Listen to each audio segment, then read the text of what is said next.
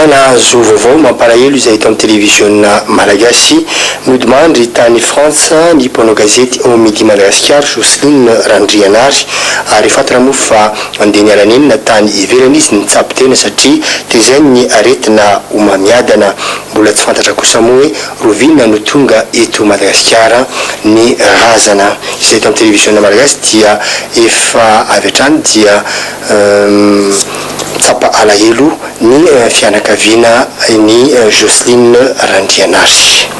Amarantsika tanteraka ny vaovao zao alina zao dia niresaka fizahan-tany manakarem-baovao ihany koa ny amin'ny faritra Vakinankaratra ny Antsirabe satria nahazo foto-drafitrasa andraisana vahiny indray ry zareo ao amin'ny fikambanany mandray ny fizahan-tany any an-toerana ny fikambanana izay efa mieritreritra etsika raha teo amin'ity fanatsarana ny lafin'ny fizahan-tany ao amin'ny renivohitra Vakinankaratra ity.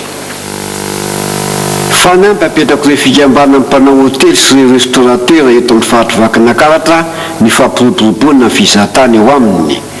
Manomboka izao reto fikambanana ireo dia andray an-tanana ny fanatsarana ny foto-drafitrasa misy atoerana ka azo izy tonana vahiny na teratany hanao izany fizahan-tany izany. Ifanometanana amin'ny komina sy ireo rehetra manam-piniavana hampivelatra ny fizahan-tany zareo amin'izany.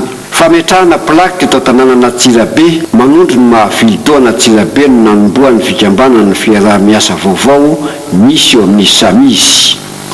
Eo amin'ny fanatsarana ny lafin'ny fizahan-tany indrindra dia nitombo iray ny trano fisakafoanana sy fandraisam-bahiny eto amin'ny komina Ambondrohatra Antsirabe. Nisokatra ny herinandro teo ao Atsitamaso Mahazo Atsimo ny restaurant Vatolahy, restaurant afaka mampiatrano vahiny sy mikarakara sakafo. Ankoatran'io dia mbola niampy ireo koa ny trano afaka mandray lanona eto an-tanàna dia ny Akanomihaja izany.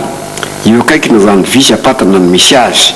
Journée de l'hôtellerie ny entsoan'ny fikambanana ny andro nanatotosana ireo hetsika ireo raha ny tena marina dia sabotsy lasa teo. Fotoana ihany koa ny ampisehoana ny finiavana hano zavatra sy amerina ny lazan'ny vildo ka ny fiaraha-mientana rehetra dia atao ao anatin'ny fiaraha-miasa mahomby sy ahitambokatra.